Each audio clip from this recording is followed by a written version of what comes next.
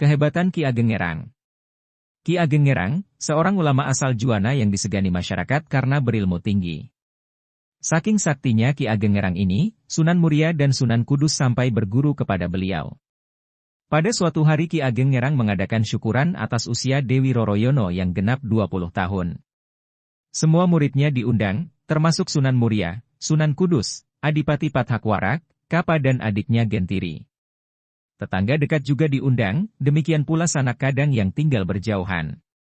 Setelah tamu berkumpul, Dewi Roroyono dan adiknya yaitu Dewi Roro Pujiwati keluar menghidangkan makanan dan minuman. Keduanya adalah dara-dara yang cantik rupawan. Terutama Dewi Roroyono yang berusia 20 tahun, bagaikan bunga yang sedang mekar-mekarnya. Bagi Sunan Kudus dan Sunan Muria yang sudah berbekal ilmu agama dapat menahan pandangan matanya sehingga tidak terseret oleh godaan setan. Tapi seorang murid Ki Ageng Ngerang yang lain yaitu Adipati Pathakwarak memandang Dewi Roroyono dengan mata tidak berkedip melihat kecantikan gadis itu. Sewaktu menjadi cantrik atau murid Ki Ageng Ngerang, yaitu ketika Pathakwarak belum menjadi adipati, Dewi Roroyono masih kecil, belum nampak benar kecantikannya yang mempesona. Sekarang, gadis itu benar-benar membuat Adipati Pathakwarak tergila-gila. Sepasang matanya hampir melotot memandangi gadis itu terus-menerus. Karena dibakar api asmara yang menggelora, Pathakwarak tidak tahan lagi. Dia menggoda Dewi Roroyono dengan ucapan-ucapan yang tidak pantas. Tentu saja Dewi Roroyono merasa malu sekali, terlebih ketika lelaki itu berlaku kurang ajar dengan memegangi bagian-bagian tubuhnya yang tak pantas disentuh. Si gadis naik pitam, nampan berisi minuman yang dibawanya sengaja ditumpahkan ke pakaian sang adipati. Pathakwarak menyumpah-nyumpah, hatinya marah sekali diperlakukan seperti itu. Apalagi dilihatnya para tamu menertawakan kekonyolannya itu, dia pun semakin malu. Hampir saja Dewi Roroyono ditamparnya kalau tidak ingat bahwa gadis itu adalah putri sang guru. Dewi Roroyono masuk ke dalam kamarnya, gadis itu menangis sejadinya karena dipermalukan oleh Pathakwarak. Malam hari tamu-tamu dari dekat sudah pulang ke tempatnya masing-masing. Tamu dari jauh terpaksa menginap di rumah Ki Ageng Ngerang, termasuk Pathakwarak dan Sunan Muria. Namun hingga lewat tengah malam Pathakwarak belum dapat memejamkan matanya. Pathakwarak kemudian bangkit dari tidurnya dan mengendap-endap ke kamar Dewi Roroyono. Gadis itu disirepnya sehingga tak sadarkan diri, kemudian melalui genteng Pathakwarak melorot turun dan membawa lari gadis itu melalui jendela. Dewi Roroyono dibawa lari ke Mandalika, wilayah Keling atau Kediri. Setelah Ki Ageng Ngerang mengetahui putrinya diculik oleh Pathakwarak, beliau berikrar bahwa siapa saja yang berhasil membawa putrinya itu bila perempuan akan dijadikan saudari Dewi Roroyono dan bila laki-laki akan dijadikan menantu. Tak ada yang menyatakan kesanggupannya, karena semua orang telah maklum akan kehebatan dan kekejaman Pathakwarak. Hanya Sunan Muria yang bersedia memenuhi harapan Ki Ageng Ngerang. Saya akan berusaha mengambil Di Ajeng Roroyono dari tangan Pathakwarak, kata Sunan Muria. Tetapi, di tengah perjalanan Sunan Muria bertemu dengan Kapa dan Gentiri, adik seperguruan yang lebih dahulu pulang sebelum acara syukuran berakhir. Kedua orang itu merasa heran melihat Sunan Muria berlari cepat menuju arah daerah Keling. "Mengapa Kakang tampak tergesa-gesa?" tanya Kapa. Sunan Muria lalu menceritakan penculikan Dewi Roroyono yang dilakukan oleh Pathakwarak. Kapa dan Gentiri sangat menghormati Sunan Muria sebagai saudara seperguruan yang lebih tua. Keduanya lantas menyatakan diri untuk membantu Sunan Muria merebut kembali Dewi Roroyono. "Kakang sebaiknya pulang ke Padepokan Gunung Muria. Murid-murid Kakang sangat membutuhkan bimbingan. Biarlah kami yang berusaha merebut Di Ajeng Roroyono kembali. Kalau berhasil Kakang tetap berhak mengawininya, kami hanya sekedar membantu saja." "Aku masih sanggup merebutnya sendiri," ujar Sunan Muria. "Itu benar, tapi membimbing orang memperdalam agama Islam juga lebih penting, percayalah pada kami. Kami pasti sanggup merebutnya kembali," kata Kapa ngotot. Sunan Muria akhirnya meluluskan permintaan adik seperguruannya itu. Rasanya tidak enak menolak seseorang yang hendak berbuat baik.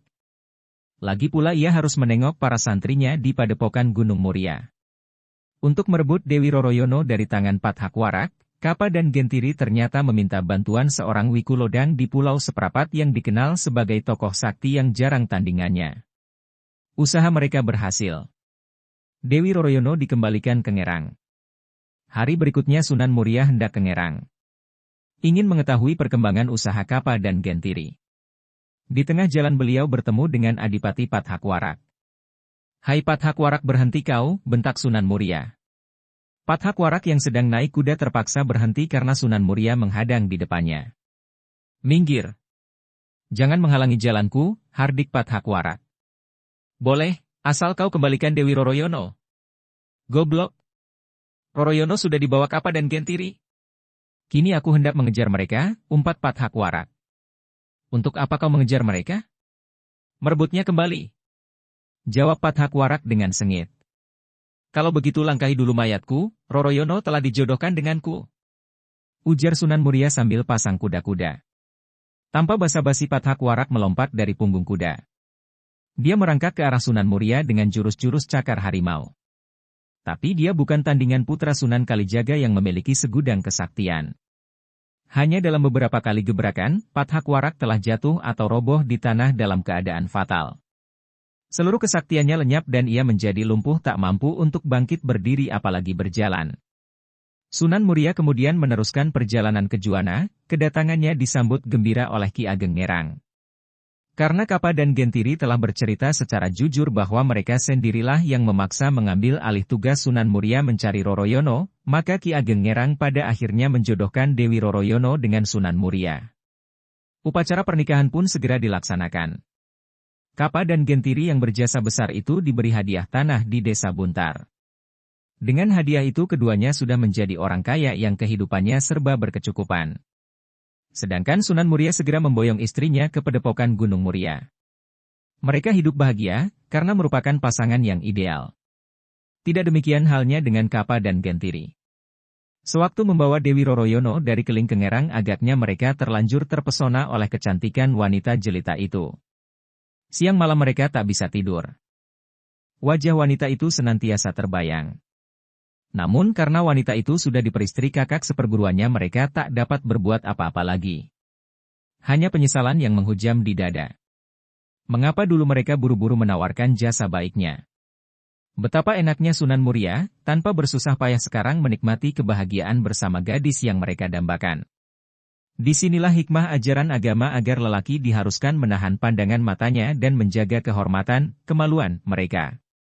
Andai kata Kapa dan Gentiri tidak menatap terus ke arah wajah dan tubuh Dewi Roroyono yang indah itu, pasti mereka tidak akan terpesona dan tidak terjerat oleh iblis yang memasang perangkap pada pandangan mata. Kini Kapa dan Gentiri benar-benar telah dirasuki iblis. Mereka bertekad hendak merebut Dewi Roroyono dari tangan Sunan Muria. Mereka telah sepakat untuk menjadikan wanita itu sebagai istri bersama secara bergiliran. Sungguh keji rencana mereka. Gentiri berangkat lebih dulu ke Gunung Muria. Namun ketika hendak melaksanakan niatnya, ia dipergoki oleh murid-murid Sunan Muria, sehingga terjadilah pertempuran dahsyat. Apalagi ketika Sunan Muria keluar menghadapi Gentiri, suasana menjadi semakin panas sebelum akhirnya Gentiri tewas menemui ajal di puncak Gunung Muria.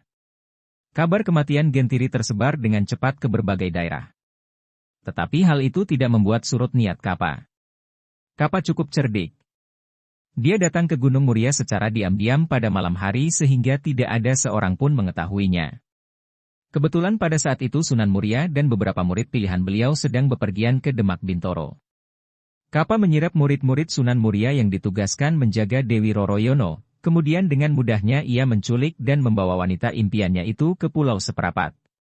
Pada saat yang sama, sepulangnya dari Demak Bintoro, Sunan Muria bermaksud mengadakan kunjungan kepada Wikulodang, datuk di Pulau Seperapat. Kunjungan ini biasa dilakukannya dalam rangka menjalin persahabatan dengan pemeluk agama lain. Terlebih lagi Sang Wiku pernah menolongnya merebut Dewi Roroyono dari Pathakwarak. Ternyata, kedatangan Kapa ke Pulau Seperapat itu tidak disambut baik oleh Wikulodang. "Memalukan. Benar-benar nista perbuatanmu itu. Cepat kembalikan istri kakang seperguruanmu sendiri itu," hardik Wikulodang dengan marah. "Bapak guru ini bagaimana? Bukankah aku ini muridmu? Mengapa tidak kau bela?" "Apa? Membela perbuatan durjana," bentak Wikulodang. "Sampai mati pun aku takkan sudi membela kebejatan budi walau pelakunya itu muridku sendiri."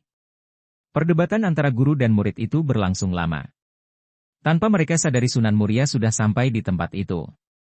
Betapa terkejutnya Sunan Muria melihat istrinya sedang tergolek di tanah dalam keadaan terikat kaki dan tangannya.